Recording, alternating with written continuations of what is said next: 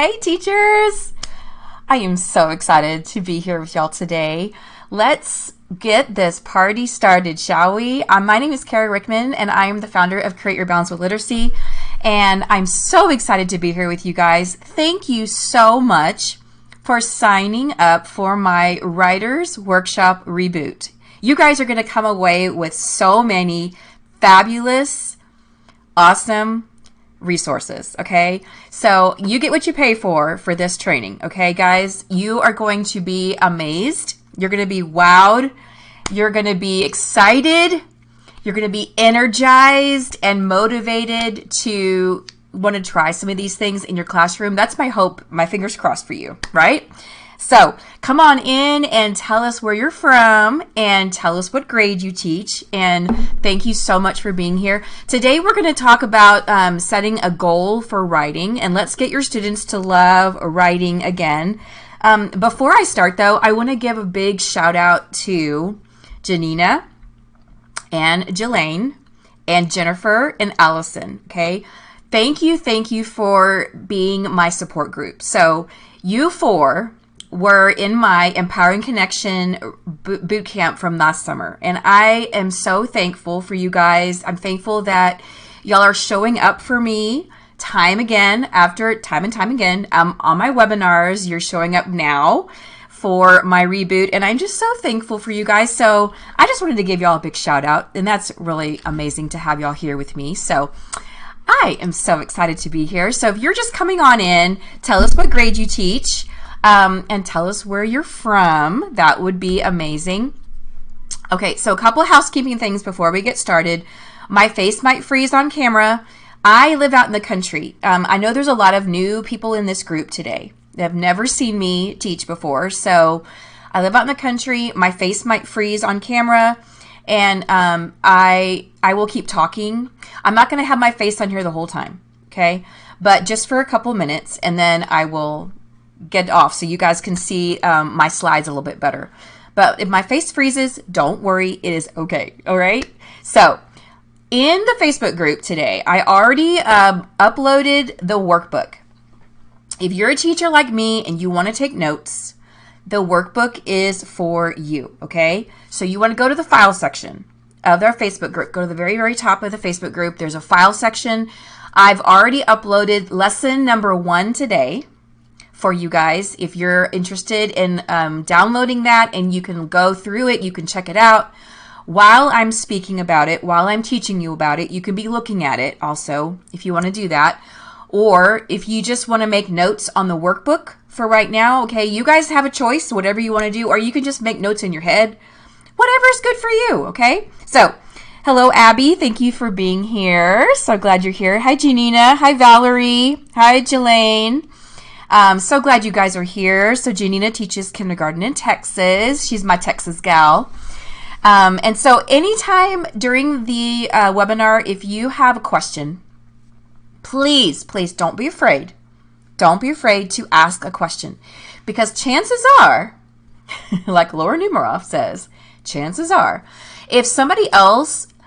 if you have a question, that means somebody else might have the same question, okay? They might be a little bit too scared to say something, or they're just kind of nervous, or they're a little bit shy, but please don't be shy, okay? This is very informal, okay? We are all friends here. We're all colleagues here. We're all in this together, and I want to be a support group for you.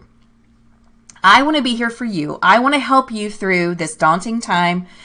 If in case you're needing help with getting your students to love writing, getting your students to write incomplete sentences, getting them hooked into writing. And so that's why I'm here, okay? Like I said, I will be your support group, okay? If you, like I said, have any questions, and please ask. Oh, Janina says, thank you for the word collector mentor text. I was so excited when it came in the mail. Yay, Janina, that's awesome. So the word collector is going to be on Friday, I believe. Yeah, Friday. So keep that book for Friday, because you're going to need it. We're going to look at it for Friday. Okay. Why did I create this mini course? So I heard your questions. I'm in a lot of different Facebook groups. Some of you are from different Facebook groups that I answered questions about, and I showed pictures of my kids writing, and you were like, wowed, okay? So that's why you're here. So I heard your questions. I heard your concerns about writing, okay? I want to help your students love writing again. I want to help transform your writing block so you love to teach writing again as well, okay? You have to love it so your students will love it. Writing can be very daunting to teach, okay? So each training, each day that we're meeting together, each training will have a lesson for the day. I'll have examples for you, templates for you, anchor charts, suggestions, objectives, explicit instructions for the I do, the we do, and the you do, which is the gradual release of responsibility. I will give you a mini lesson tip of the day, behavior management tip of the day, rigor and relevance tip of the day, and author's chair tip of the day, okay? Now, I'm going to go like some days I'll do 2 of those. Some day I'll do 3 of those. So I'm just going to mix it around a little bit. But every day I'm going to give you some tips, okay? Along with the lesson that I'm explicitly teaching you, okay? Okay, so your classroom could have students on task and engaged, students working quietly at their desk or on the carpet. And when I say working quietly, I mean like there is a whisper in the room. Students raising their hand to patiently wait for their teacher. Your students using their dictionary to help spell their words. Students researching a topic using books or the internet. Students whispering to each other during a student conference. The teacher smiling and being so proud of her students. This could be you, okay? All right, so let's reflect on your writing time from the fall. How did it go? And guys, let's be honest, okay? You're going to give this a rating. You're going to give this a rating. So you're going to do a 1 through an 8, okay? I have 8 different things that you could rate. So I just want to get a feel. I just want to get a feel of how you guys feel about writing. So then I can kind of relate to you a little bit better. So number 1 is my students hate to write. Number 2, I have students crying because they're being class clowns. They're showing task refusal during writing time. Number 3, my students still cannot write a complete sentence. Number 4, I cannot get my students to sit still during my mini lesson and they are not engaged. Number 5, my students still have a hard time thinking of topics to write about. Number 6, I'm frustrated with my writing block. It's just not flowing like I want to. Number 7, I'm having a hard time fitting my writing time in during the day. And number 8, I need help, Kara. I'm at a loss, okay? So I want you to think about those things. We're going to reflect. And this is not like a gotcha thing. By the way, my husband is redoing the floor in the other room. So if you hear pounding and hammering, that's because he's redoing the floor. So I'm very sorry. But hopefully he won't be doing that the whole time. So just FYI. Okay, so you're going to give it a 1 through an 8 and let me know which one resonates best with you. Okay, Janina says a 2, a 4, a 7, and an 8. Okay, so that's great. Valerie says a 2 and a 3. Okay, most of you guys I think is all of the above. Yes, Abby, all of the above. That's perfect. I get it. I get it. That's why we're here, right? So I'm seeing a lot of 2s and 3s and 4s.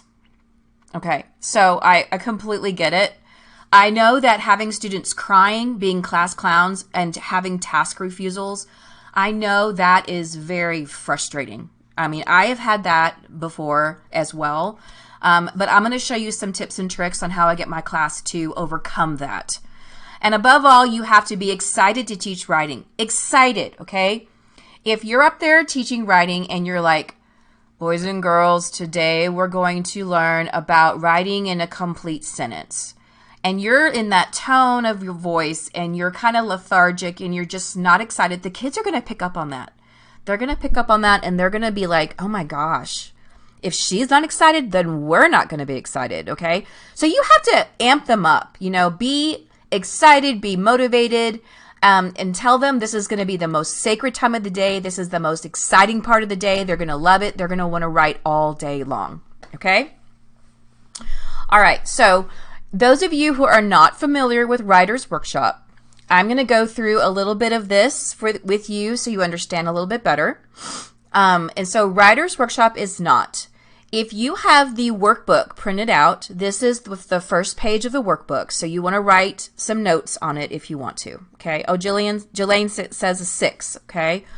What was a 6? I'm frustrated with my writing block. It's just not flowing. Okay. I get it, Jelaine. Okay. So Writer's Workshop is not. It is not journal writing. It's not writing to a prompt. Okay. So if you have on the board, tell me about your weekend.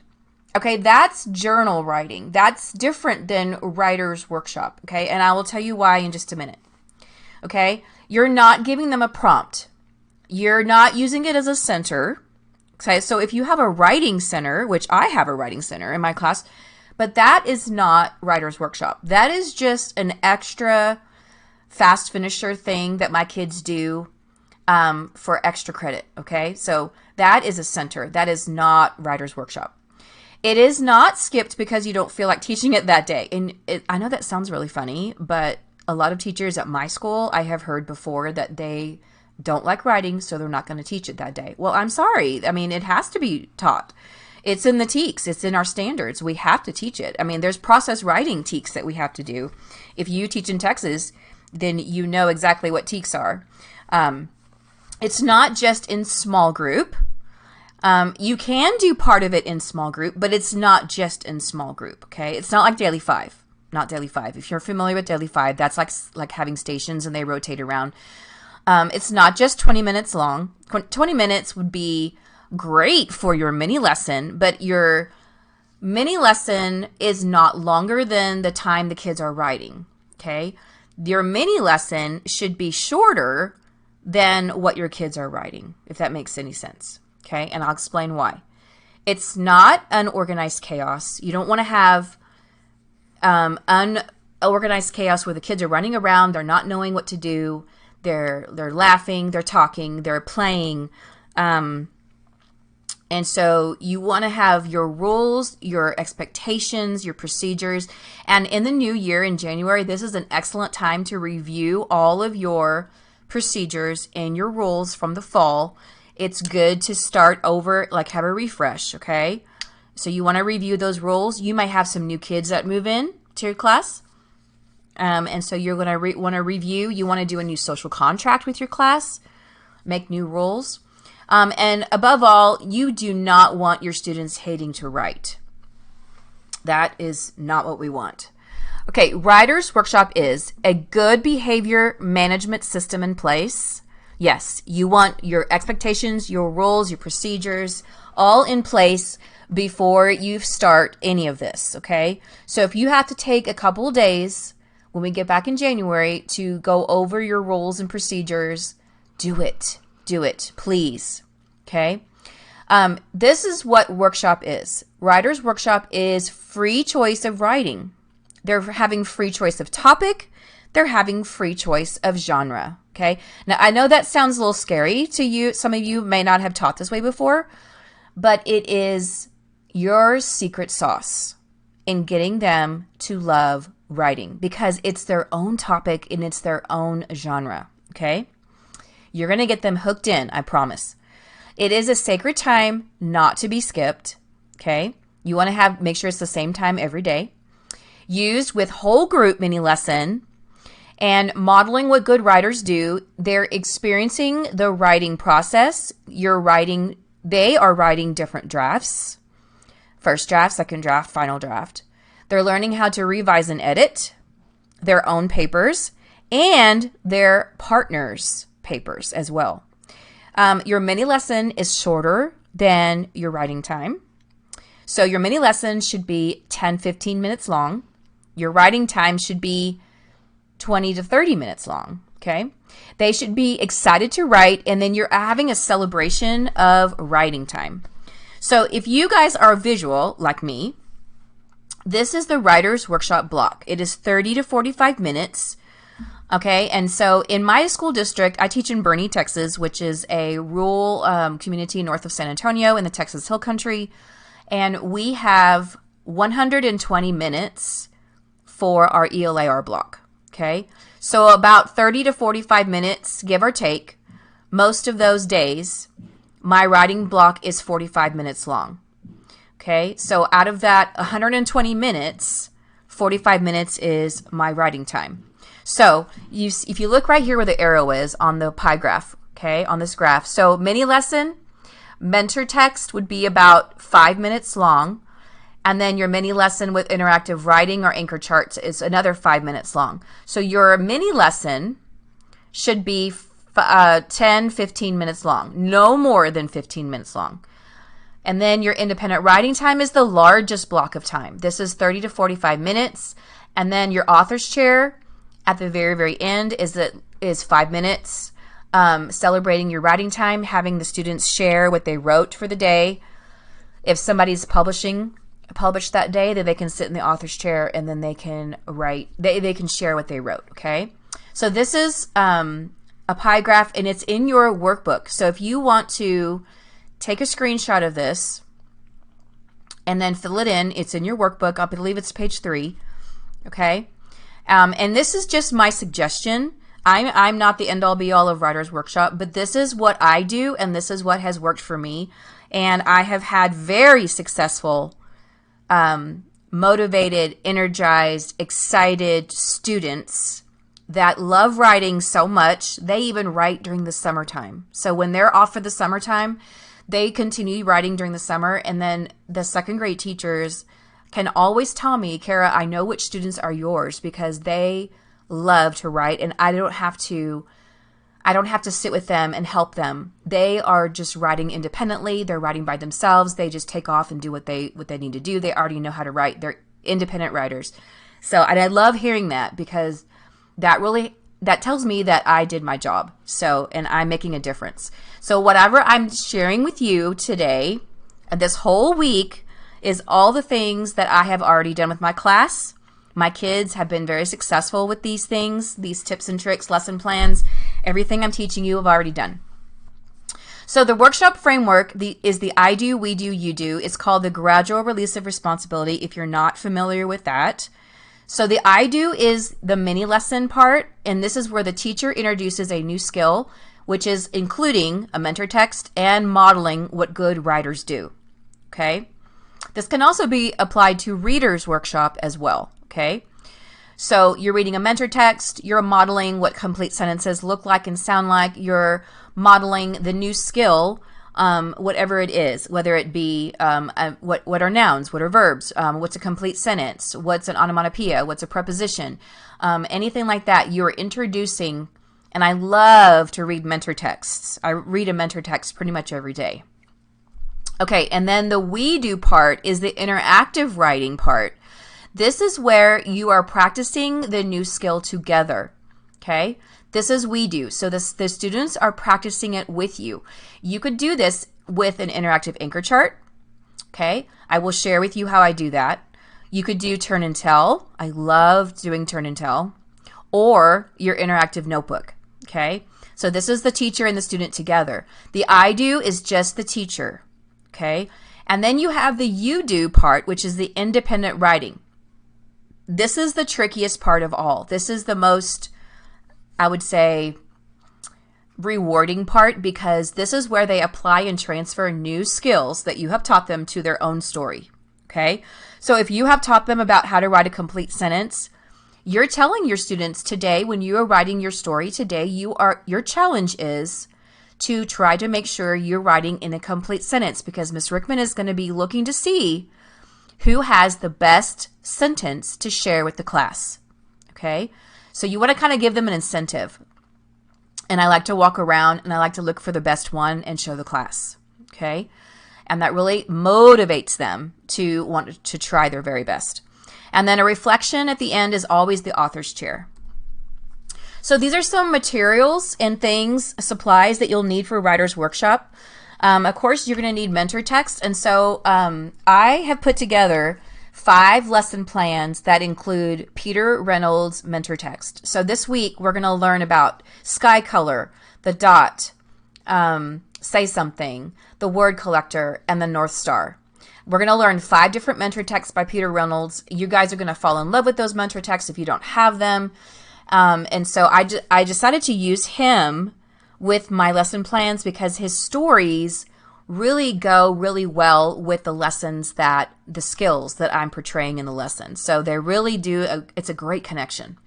You're going to have process writing. Your kids are going to be able to do the process writing. They're going to be on different steps of the writer's workshop. And I'm going to show you how to do that. You're going to need materials like you're going to need construction paper, cardstock for the covers of the books. You're going to need the templates. You're going to need the interactive notebooks. You're going to need your anchor charts. You're going to need your I do, we do, you do explicit lesson plans. I have scripted out everything that you can say. Everything that I've done, I have written it out for you, okay? You're going to need to be organized. Organized is very important. Organization is so important because the kids are going to want to know, they need to know where all the materials are. Like if they need first draft, they're going to have to know where that is. Where are they going to get that page? If they need markers or crayons for the cover, if they need their author page, all about the author page, where are you going to store those pages? Their interactive notebooks, where are they going to store their interactive notebooks? Are you going to have them on their desk? Are you going to have them in their cubbies? Let me know in the comments if you which one of these resonates really well with you. Okay, which one are you really, really good at? Are you really good at the mentor text part? Are you really good at process writing? Are you good at organization? Are you good at interactive notebooks? Are you good at anchor charts or mini lessons? Or are you really, really good at teaching I do, we do, you do? Tell me some things you're really, really good at, okay, so we can celebrate. So let me know in the comments. Hey, Alyssa, I'm so glad you're here.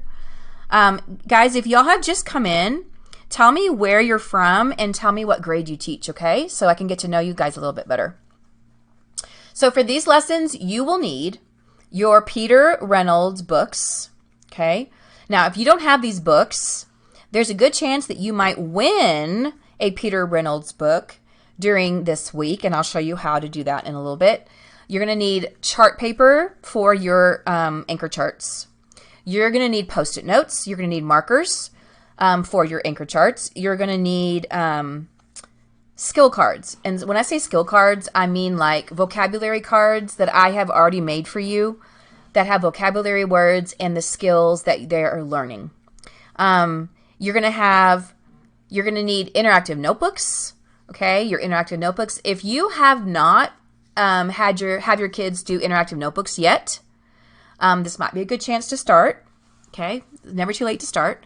You're going to have a reader's ELA notebook, a writer's ELA notebook, and this one is yours. You're going to need to have an example to show the kids what you expect of them. And of course, an author's chair, it doesn't have to be fancy. Okay, so the mentor text that we are going to look at today is The North Star by Peter Reynolds, okay? So Janina says she's really good at I do, we do, and you do, as well as mentor text. Yay, that's great. That is great. And Janina, I know you've been with me for a long time, so you kind of know how I teach. We kind of teach very similar. And so I know I teach with lots of mentor text, and I believe teaching with a mentor text and connecting it to the skill is very important. So book number 1 is The North Star. I chose Peter Reynolds' book, The North Star, because it's a great story about following your dreams, even though life might lead you astray. The character in the story follows this path that leads him to his dream. But along the way, he encounters some bumpy roads and hurdles, but in the end, he succeeds. I decided to use this book in the first lesson because it paves the way for students to make their goals for writing. Let's face it, writing can be a huge challenge for some students. So setting a goal for it seems like a logical thing to do. Some students will have a hard time with this. So you must model what a good writing goal can look like. Okay, so in the lesson plan, and like I said, I've already uploaded into the Facebook group today. It's in the files section. So if you want to go ahead and download that, you can do that. I have written out an objective card for you. Okay, there's the objective card. It says we can create and write a writing goal for 2025. Okay, Now, in my school district, when we write objectives, we have to have the objective goal and the learning goal, language goal, sorry. We have the learning goal and the language goal because of ESL kids that we have. So I'm going to be using words like create and describe and identify and write and read. So I'm going to have 2 verbs in my objective card because that's what I'm used to writing, okay? So our district is very, very adamant about having those 2 verbs in our objectives, okay? So this is what the lesson plan looks like. It has an objective at the top. It has the mentor text picture. It has a goal setting card here at the bottom. And then it has the differentiated interactive notebooks. So this is it at a glance right here. And that's going to be in your file. Their goal setting card is what you can put on your smartboard. You can blow this up on a poster maker if you want to. It's also in your lesson plan. And it's really good for the kids to know, what does goal setting even mean? What does this mean? Setting high expectations for yourself and not giving up, following through, trying again, and persevering. Persevering. Guys, persevering is my favorite word that I love to use every single day. And I have that word up on my wall in my classroom.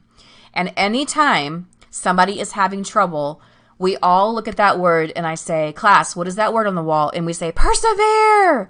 And so we encourage that student by always telling them to persevere if they're upset about something, if it's too hard. And I tell them, Miss Rickman even has to persevere. Things are hard in my job too. And gosh, are they ever? But I persevere and I try again and I don't give up. So you guys have to persevere when things get tough because this is your job.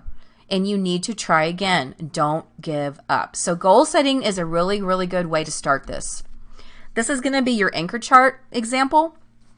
And in the resource, I have these titles are writing goals for you to put on your own anchor chart. And I use the pecan chart papers that have the colored pages inside with the lines. And so I just got these off of Amazon. And so I use the short chart papers so I can put them on my big book stand, and that's where I put them. So, but that's just what I use. But you can use any chart paper that you want to, but that's just what I like. So you're going to make a chart of the kids' goals. They're going to say, I can, and you can give them a sentence starter, I can, and then they're going to write something that they're going to do better in writing time. And it doesn't have to be just in writing time. You can do this with reading. You can do this with math. You can do it with science. You can do it with behavior during morning meeting, you can connect it to other subjects as well. So you have to give them some examples. So you could say, I can use capitals and periods. I can use nicer handwriting. I can use more detail in my illustrations. I can write a longer story. I can use more adjectives in my story. I can write a complete sentence. I can spell words more correctly. So those are some things that you can give them examples of. They can choose one of those, or they can write their own, depending on what grade you teach. If you teach kindergarten, you might want to give them a word bank to choose from. If you teach second grade, they might be able to actually write their own goals. I'm pretty sure my first graders can probably write their own goals. I've already taught them what is a complete sentence. Most of them can write in a complete sentence. I've already taught them adjectives. I've already taught them nouns and verbs, prepositions, pronouns. And so I can use any of those things that I've already taught them in the fall to use as a writing goal that they can do better at. So whatever you have already taught them is good for that. Okay, so I'm going to go through the I do, the we do, and you do, and the reflection at the end.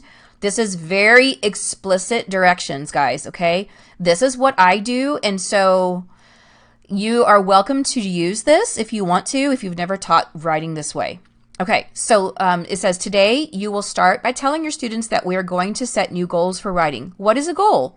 Show your students the skill card about goal setting and read about it, like what we just did. Tell your students that some of us have had trouble writing in the past and coming up with new ideas, or writing complete sentences, or using nice handwriting. Today, we will think of ways that we can improve on as a writer and author. And then you're going to read the story, The North Star. And then you're going to give your students a Post-it note.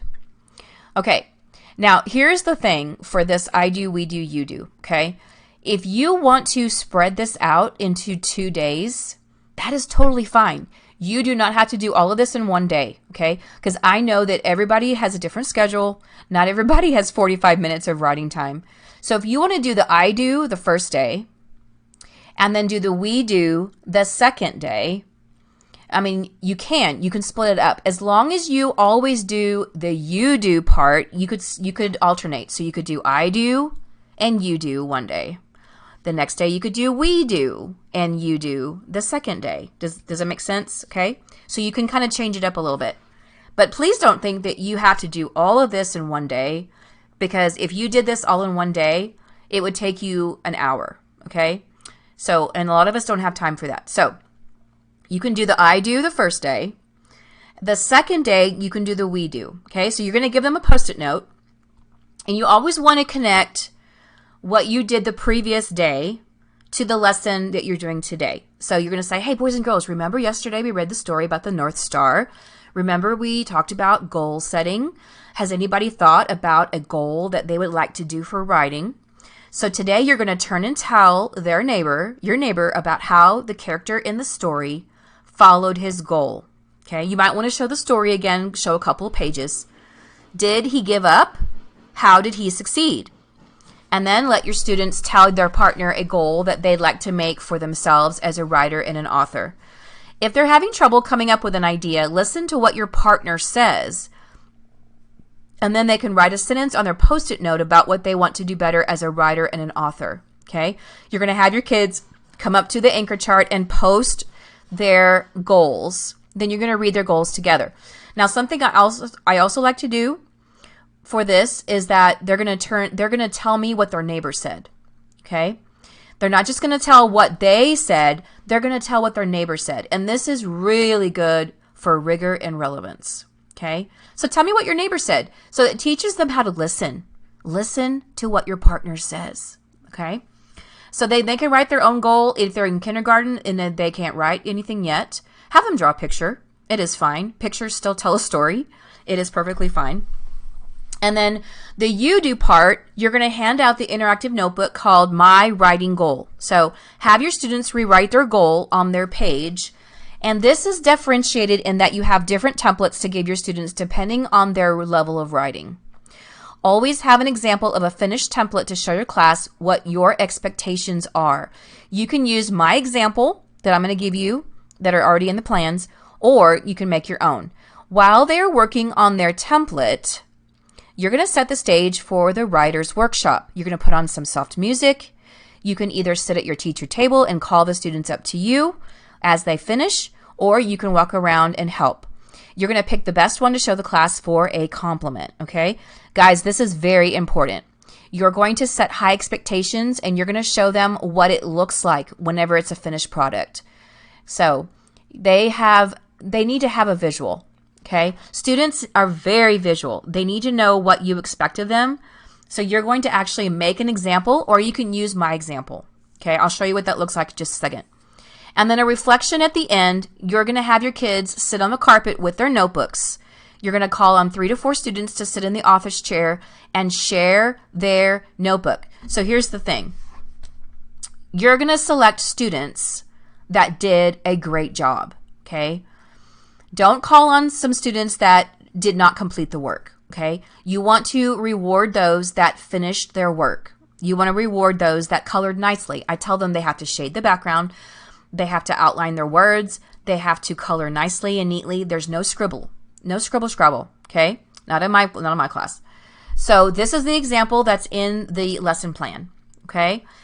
There's 3 different ones, but these are just 2 of them for right now. But you can still get the point across to them. You see how I colored? You see how I wrote nice sentences? This is my goal. My goal for writing will be to write incomplete sentences. What am I going to start doing? I will start using correct punctuation in my complete sentence. What am I going to keep doing? I will keep writing 5 or more words for a complete sentence. What am I going to stop doing? I will stop forgetting to put correct punctuation in my sentence. So this one is the second grade level, first grade, second grade. This one is the kindergarten one. My goal for writing, I will. You want to give them a sentence starter. I will write, and then they can write their sentence. Now, maybe you can have them copy something that you already have on their anchor chart, or you could have them write their own, however you feel like they're doing. And then they're going to give an example. They're going to draw a picture at the bottom. So I put a complete sentence. The black horse ran through the field. And then I colored it. So that's 2 examples, but I actually have 3 of them that you could choose from. So what do the colored dots mean? In the resource, these interactive notebooks are color-coded. There's a red, there's a green, and there's a yellow. Okay? The red is the below level, which is kindergarten. Now, I'm not saying that your kids are below level if you teach kindergarten, but since I teach first grade, I am differentiating from a first grade perspective, okay? So it doesn't mean that your kids are below level if they're in kindergarten. That's not what I mean. So the kindergarten is the red. The on level is the green, which is first grade. The above level is yellow, which is the second grade. So in the resource, they are already color-coded for you. And so you can look for which one best meets the needs of your kids. Sometimes, which many of us do, some of us will have kids that are on the green and some kids that are on yellow. Sometimes you might have kids on all 3 of them, okay? You've already been with your kids for a whole half a year, so you kind of already know what levels they are at, or you should anyway. And I can tell you right now that I already have 3 kids that will need the red in my class. I have about 15 kids that need the green in my class, and I have 5 kids that need the yellow. So I already know exactly which one's which, okay? Now, there's different ways you can use these templates. You can use them as interactive notebooks. You can shrink them down 80%, and you can have them glue them into their interactive notebook. If you have an interactive notebook, this would be perfect for that. If you do not have an interactive notebook, you can make a booklet, okay? All of these templates that I'm giving you, you can put them together and make a booklet for your kids to keep in their box or their supply box or their folder or whatever you have. If you have a data folder, you can put them in a data folder. Or if you have students writing folders, you can even put this booklet in their writing folder, or you can put them inside the brads in the middle. Okay, so that is completely up to you. So I would like to know in the comments, you guys can tell me which way are you thinking that you're going to use these templates? Or do you think you're going to use them as an interactive notebook or as a booklet or in the students writing folder? So let me know in the comments what you're thinking, okay? And that'll give me a good ballpark. So again, the red is the kindergarten, green is first grade, and yellow is second grade. So you guys can think about that, and then y'all can comment, okay? Let me know. Okay, so your bonus today is my sentence train. So, and I promised you guys that I was going to share with you how I get my kids to write complete sentences. And I'll be honest with you, I start on the very first day of school, okay? I start with how I am speaking to them. I start how I model writing on my smartboard, writing on my anchor charts, just anything that I can model, I do it, okay? I model how to write a complete sentence when we answer questions from a passage. I model complete sentences when I'm in small group, when I'm doing my reading groups and we're writing a sentence about the story. We're summarizing the sentence. We're writing the main idea. I'm always giving them a sentence stem. And I feel like a sentence stem is so powerful, okay? So you're also going to get this resource today. It's called My Sentence Train. This is a really good visual for your kids, okay? You have some skill cards in this resource about capitals. And it says capitals go at the beginning of a sentence for important names. When I is by itself, it needs to be capitalized. June, autumn, here's the scoop. I love to write. So here's different examples of capital letters and sentences. And then punctuation says goes at the end of a sentence, a period, exclamation point, or question mark. So it has different ways to use exclamation points. and periods. And so you have these skill cards. You can blow them up on your poster maker, or you can put them on your document camera, whatever you want to do. And then you have a sentence train. Now, this is the template that has the sentence train. And I tell them to think of a sentence like a train. The capital is the engine of the train, okay? The punctuation is the caboose of the train. The period, exclamation point, question mark is the caboose, okay? The words are the spaces and the cars between the engine and the caboose, okay? So anytime you write a sentence, you need to think about your sentence train, okay? So you're going to have them color it, cut it out, and glue it in their interactive notebook. I love to have these in their interactive notebook because we refer back to this sentence train a lot of times, because when we write a complete sentence, we have to go back and look. Do we have a capital? Do we have spaces? Do we have words that have spaces? Do we have punctuation? Do you have 5 or more words? And I model to them how to count on their fingers to have 5 or more words. When they turn and tell each other a sentence, they have to count. I have the partner count their words in their sentence to see if they have 5 or more words, and they give them a thumbs up or a thumbs down if they don't. So that is really important to make sure they're counting. And it's really awesome whenever they're writing at their desk. I can look over and I can see them counting on their fingers. They're counting their sentence to make sure they have 5 or more words. And every single day we say, how many words do we need for a sentence? 5 or more. So it's kind of like a callback that I do. So let's see. Abby says, I'm going to go back and read your notebooks, your comments. Okay, Janina says, I'm starting my interactive notebooks this semester. Awesome. Jelaine says, I like the student's writer's notebook with the brads. Awesome. Okay, Abby says, I have always wanted to start the interactive notebook, but I'm afraid of all the chaos and mess. Do the kids cut and glue? Okay, Abby, that is a great question. So I will tell you that in order to not have the chaos and the mess, do not use glue bottles. Use glue sticks. That saves you so much headache. And also, do you notice that all my pages, like if I go back to my sentence train, do you notice that the page is a square or a rectangle? All my pages have a square or rectangle, okay? I do not have them cut out little bitty circles or triangles or different shapes. I don't have them do that. All I have them do is cut out the big rectangle and the big square. It is so much better if you just have them cut out the big square, okay? Cut around the border. So what I tell them is cut around the border, and that's all you have to do, okay? But again, you have to model it. I know it sounds silly, and this is a good time to revisit all those procedures that you've taught at the beginning of the year. So you want to model how to cut it out and how to glue it in. And I know that sounds dumb, but you do. And some of the kids are like, oh, we already know how to do this. But, oh, okay, that's great. Then I expect you to do it perfectly if you already know how to do it. And you're not going to make a mess, right? Let's see. Jelaine says, yes, we do too. I refer back to them at the beginning throughout the end of the lesson. We have to have learning intention and success criteria posted. Oh, okay, Janina, is that your objectives? Interesting. Learning intention as success criteria. I'm not familiar with that. Is that a program that y'all use, Janina? Okay, interesting. Very cool. Thanks for sharing. All right, thanks for sharing those, guys. I really appreciate it.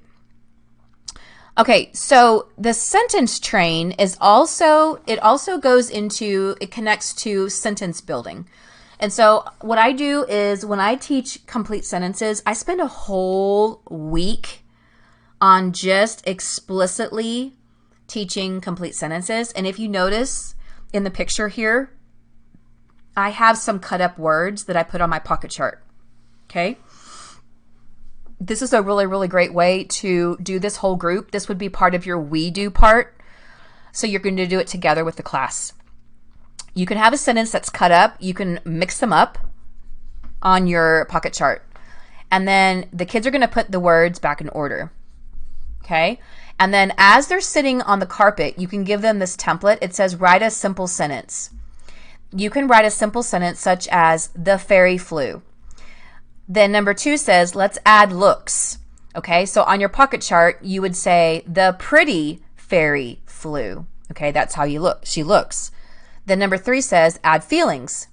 The brave pretty fairy flew. So you see what I'm doing? I'm adding new words each time, and the kids are copying those new words to make their sentence longer.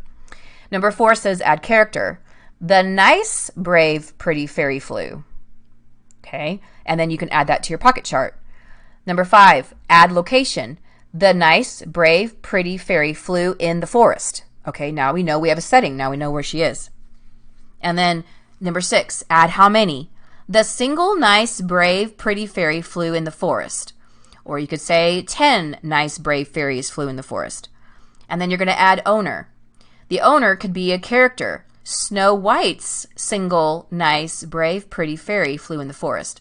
So at the end, on number 7, you have this sentence that shows the owner, how many, location, the character, feelings, looks, and then you're starting with a simple sentence. The simple sentence is just 3 words. Okay, you have the, and you have the noun, and you have the verb. Okay, and in my class, I tell them 3 words is not acceptable. How many words do we need for a sentence? We need 5 or more. Okay, so let's make this sentence into a fantastic, complete sentence. And then you're going to make sure they have capitals and periods. It doesn't have to be perfect, but you're going to do some sentence building. And if you teach first grade or second grade, this is awesome. This is an awesome, awesome lesson that you can teach them how to add simple words to their sentences. And you can teach them about details. And then do it on your pocket chart. You can do it as a class. Scramble the words up, and then you can do them together. So this template is also in my Sentence Train resource. Okay, guys? So make sure you're downloading that, okay? Now, if y'all have any questions about what I taught you today, make sure you're asking. And I have a Q&A at the end, okay? So just to be thinking about some questions you want to do, okay? You want to ask. Okay, so the learning intention is the student will. Oh, I see. Okay, it's like a sentence stem for objectives. I see. Okay, perfect. Awesome. Okay, mini lesson tip. So most of the days, some days I'm going to tell you a mini lesson tip, engaging your students with a secret word. Okay, so some teachers at my school, and probably your school too, some teachers have a problem of engaging your students while you're reading a story. Everybody has this problem. But you have to set high expectations. You have to give your students a purpose for listening, okay? Give them an incentive for listening, okay? So here's what I do. I pick out a vocabulary word in the story. It can be any word. I usually pick a word that is a new word that they haven't heard yet, okay? So let's say they haven't heard the word mischievous, okay?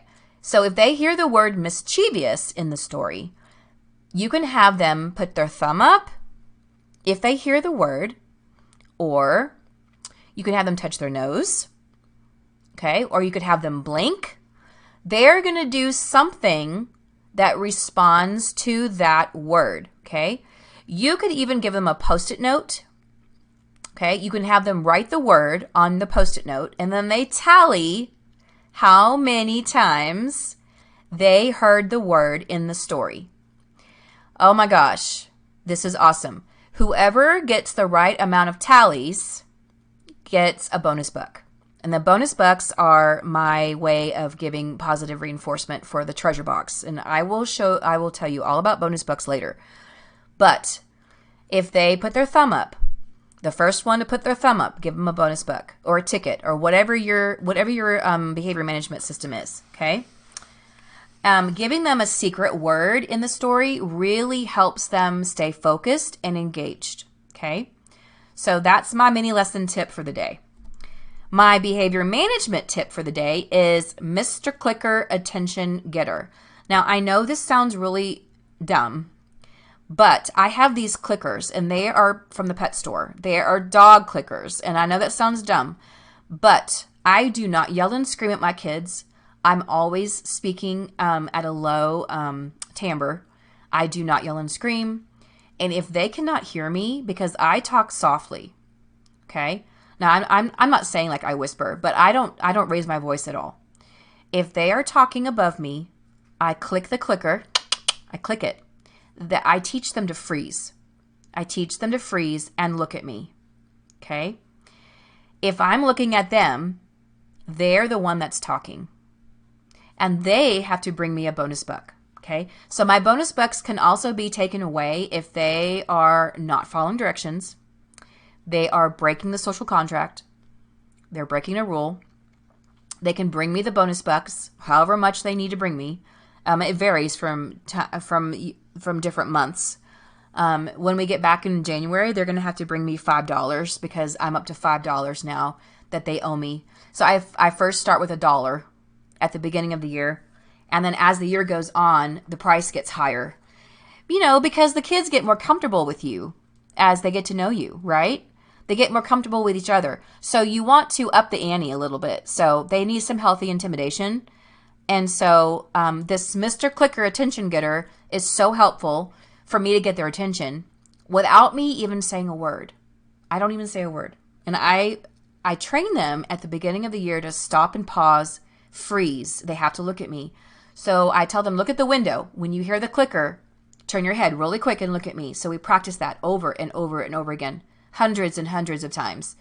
When I'm sitting at my teacher table and they are doing writer's workshop and I have the music playing, they're all working on writing in their story or whatever they're doing.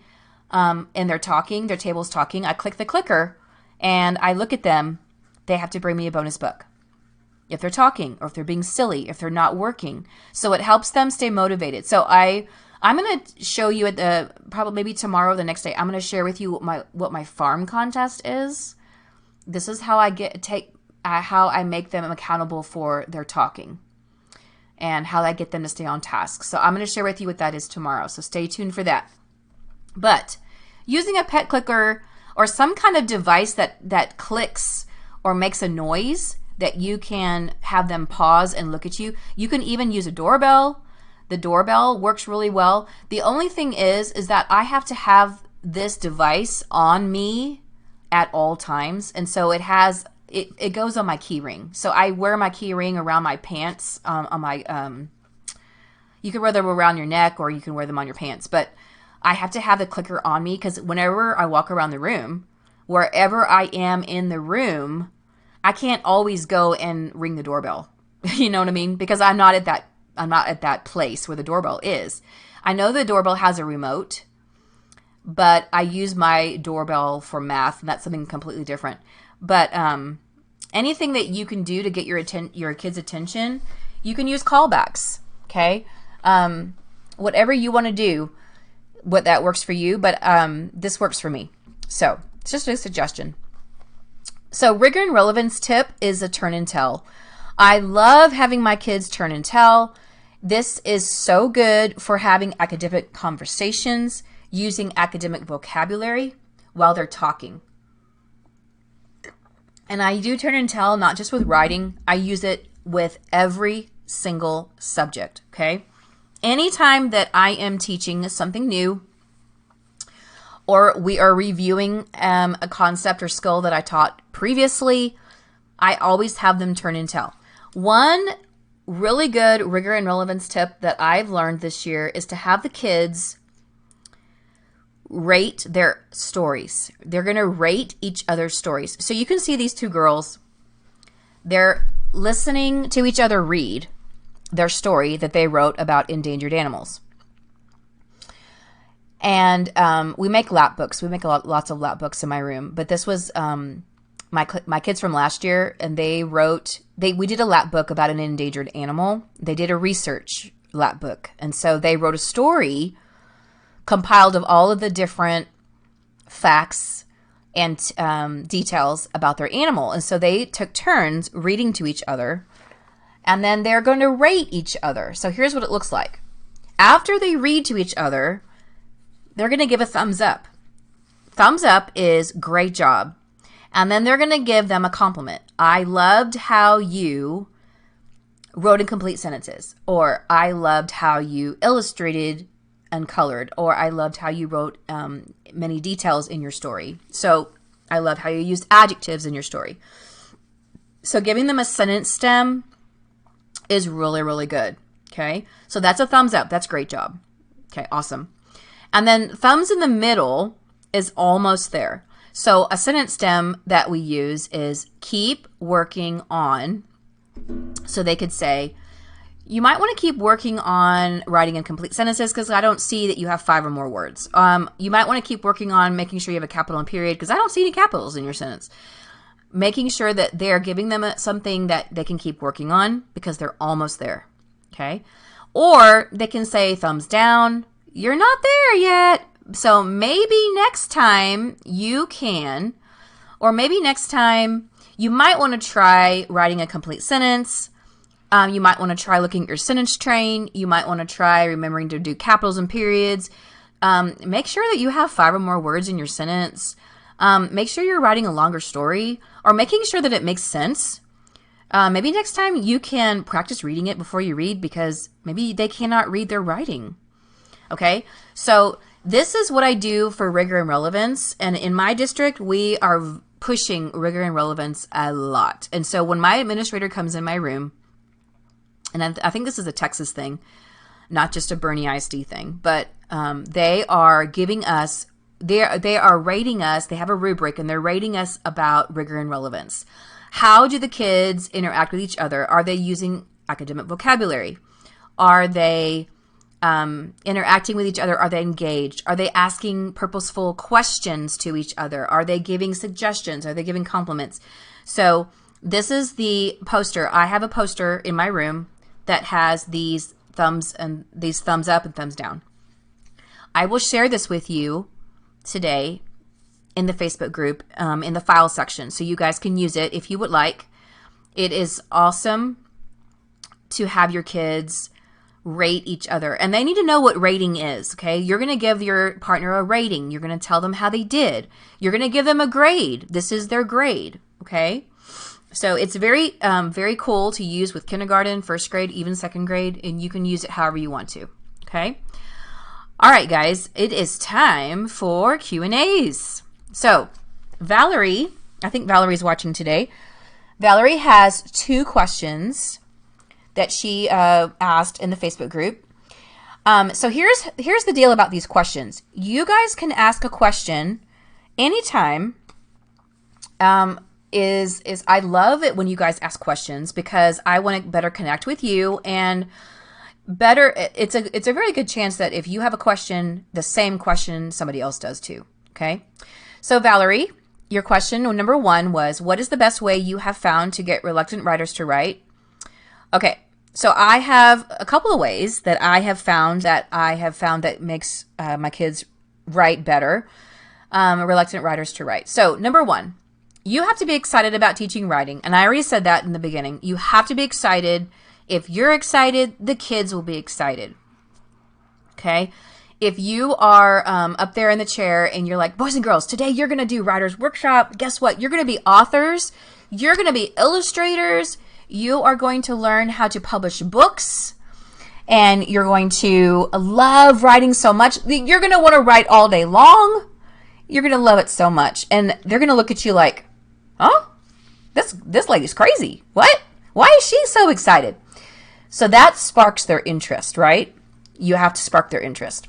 Number 2, make sure to encourage your students to write whatever topics they want. Okay? You can coach them and make suggestions, but in the end, it has to be their idea. Okay? Again, remember, Writer's Workshop is not writing to a prompt. It's not journal writing. Okay? It is writing on their own topic, their own level. And what's so great about Writer's Workshop, it's differentiated by itself. Okay, it differentiates itself.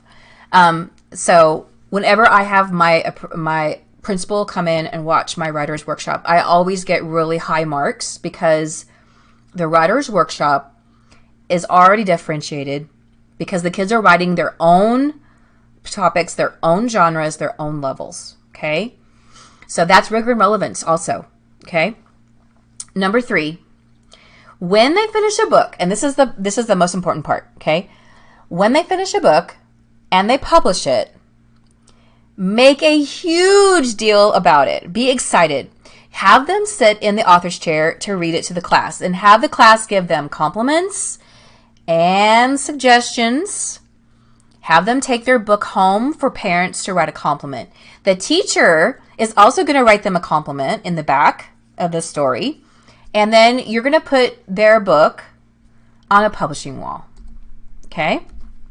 So I have a picture here of my publishing wall. Okay?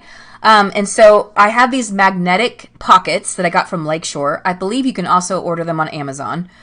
But all my bulletin boards are magnetic, so I had to use something that was magnetic.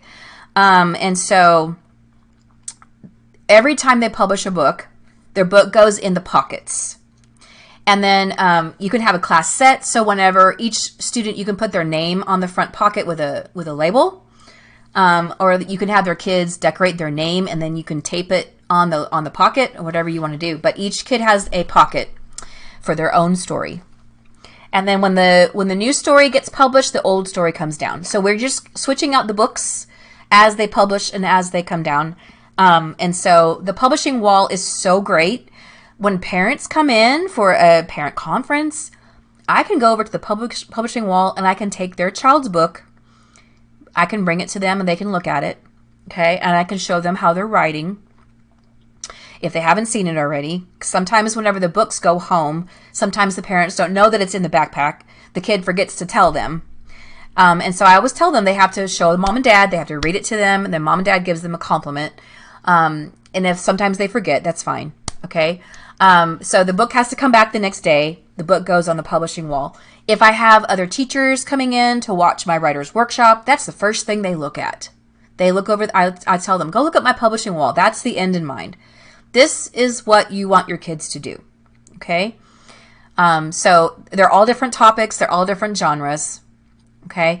Now, here's the secret sauce. Whenever that first child sits in the author's chair and reads their story to the class, I love this feeling of the kids are like, oh my gosh, this is what she means when she means publishing a book. I get to sit in the author's chair and I get to share with the class. I get to read my story to the class. Oh my gosh, this is amazing. And then the class is going to give compliments. We say, I like your story because.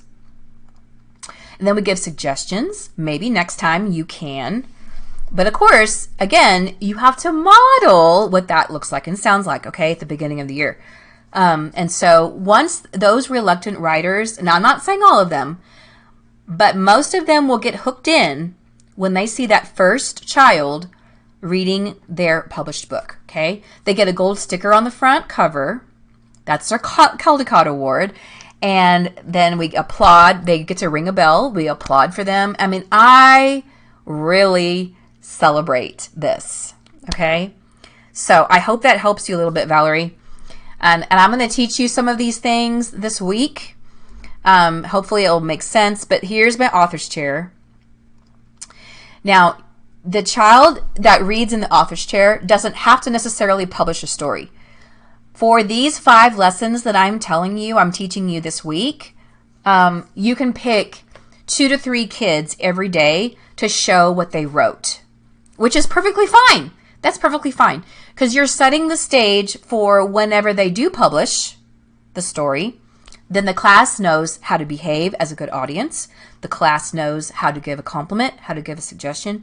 Okay, so these are some of my kiddos from past classes that have either published their tiny moment story or published their fairy tale story.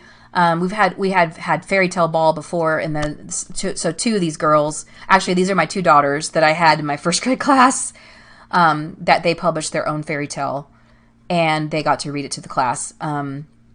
Anyway, but these are just examples. And then I have a big author's chair that they sit in, and I call it my sacred, my queen's chair. So they get to sit there.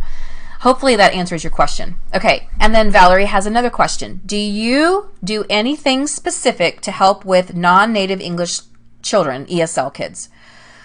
Yes, I do, Valerie. So I am ESL certified. And in Texas, I believe, in my district, every single teacher has to be ESL certified. It is a requirement in Bernie ISD. And I'm not sure if that's a state thing, okay, but in our district it is. So I've taught many ESL students before. So these are the tips that I've worked for them. So number 1, turn and tell. This is a less stressful way for ESL students to practice speaking in English and not being intimidated speaking for the teacher in front of the class. So whoever their turn and tell partner is, just make sure that their partner is someone who can be helpful, right? And not bossy, okay? If the student is bossy or being intimidating, they can squash that kid real quick, okay? And keep the ESL kid from not speaking at all. So you want to make sure that whoever you partner them with is somebody very kind, generous, helpful, understanding, empathetic, okay? So that's really important. I have my kids sitting in squares on the carpet. They have assigned spots on the carpet. And so I always make sure my ESL kids are next to somebody who's very kind. Typically, not necessarily a high kid, but a higher kid that knows how to speak in complete sentences. That's a good role model for them to model what it sounds like, right? Number 2, lots and lots of visuals, okay? Many of the anchor charts that I have made this week for you have words and visuals to go with them, okay? So that's really helpful for your ESL kids. They've got to have a visual that goes with the word. Okay, very, very important. They're very visual. So you will see in day 2, 3, 4, and 5, the academic vocabulary that I'm using, the cards will have visuals that go along with them so they can understand what they mean, okay? It's good to have anchor charts that have visuals. I always have visuals. It's good to have interactive notebooks that have visuals, or your skill cards that have visuals, your academic vocabulary that has visuals, school supplies that have visuals. Any labels that you have in your class need to have a visual if you have those kids, okay? And then number 3 is give them a sentence stem, a sentence starter when answering questions. For example, maybe next time you can. Okay, they need to practice speaking in a complete sentence. You can have a poster that you are constantly adding on to make sentence starters. You can have a list of sentence starters. So today, if you're doing a writer's workshop, you can say, okay, students, remember, boys and girls, today you're going to use this sentence stem. Maybe next time you can. Or I like your story because. Make a list on an anchor chart. You can blow it up, hang it on the wall, put it on your document camera, whatever you want to do, but make sure you have sentence starters for them.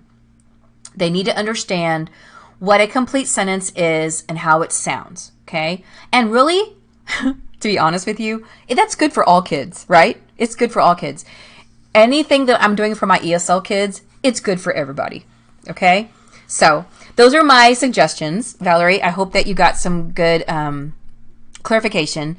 This is my winter example from my winter writing center. My winter writing center has winter words that are on cards, and the words have a picture that go along with the word.